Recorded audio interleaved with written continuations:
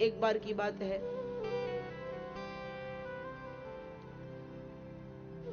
एक भिखारी ने सपना देखा कि वह किसी प्रतिभा से एक समस्त स्थान का, देश का राजा बन गया। खूब धन संपत्ति उसके पास आ गई। एक सुंदर सी कन्या से उसने विवाह कर लिया और रात्रि का समय चल रहा है। भिखारी महोदय सिंहासन पर बैठकर रंगारंग कार्यक्रमों का आनंद ले रहे हैं, मदिरा पान कर रहे हैं। और उधर ही एक राजा ने स्वप्न देखा कि शत्रु देश वालों ने आक्रमण कर दिया और बेचारा धन संपत्ति सबका त्याग करना पड़ा और निर्धन बनकर रह गया। जब इस प्रकार दोनों ने सपने देखे, दोनों अपने सपनों को महसूस कर रहे हैं, किंतु भिखारी के पास उसके एक मित्र ने जाकर उठाया उसको। अरे भैया सुनते हो, उठो, आज अमावस्या है, सुबह से भीड़ लग जाएगी मंदिर में, खूब अच्छा माल मिलेगा। भिखारी कहता है धत तेरी की, इतना सुंदर सपना देख रहा था, इसने तो एक ही बारी में सब सत्यानाश कर दिया, सारा मजा ही खराब कर दिया।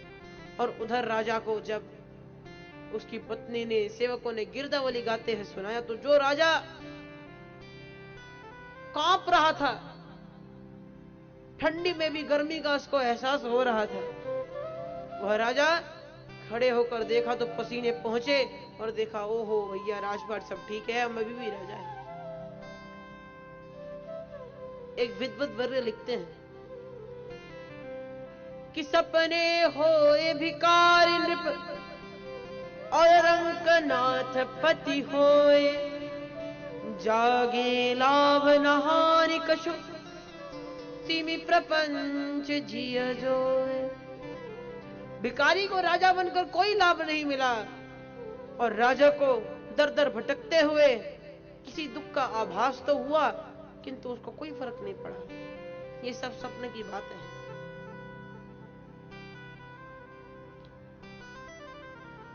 अथवा जो उदाहरण श्लोक में दिया गया उसको समझ लीजिए। तेजो वारि मृदाम यथा विनिमयो। कभी कभी आप जब मध्याह्न के समय अपने वाहन से सफर कर रहे हो तो सूर्य के तेज प्रकाश से भूस्थल पर जल का आभास होता है। इसी को मृग तृष्णा, मृग मरीचिका जी कहते हैं। अंग्रेजी में इसको ओएसिस कहा जाता है। कोई प्यासा पानी के लिए जाए तो ये स्वप्नवत संसार भी सत्यवत प्रतीत होता है, क्योंकि भैया देखिए, व्यक्ति जब सोता है तो उसको ये तक आभास नहीं रहता कि उसके शरीर में क्या चल रहा है, क्या नहीं हो रहा है। हमारे शास्त्र प्रमाण है, प्राय आपको सपने आते होंगे, लेकिन जिस दिन सपना ना आए समझिए उस दिन आपका मन पुरातति नाड़ी में जाकर सो गया है। हमारे शरीर में पुरातति नाम की एक नाड़ी है, उसमें जाकर मन विश्राम करता है। इसी प्रकार जिस प्रकार हम निद्रा में सो जाते हैं, हम सबके सब मोह रूपी निशा में भी सोए हुए हैं। मोह रूपी निशा में सोए हुए हैं और अपने से अलग हो रखे हैं।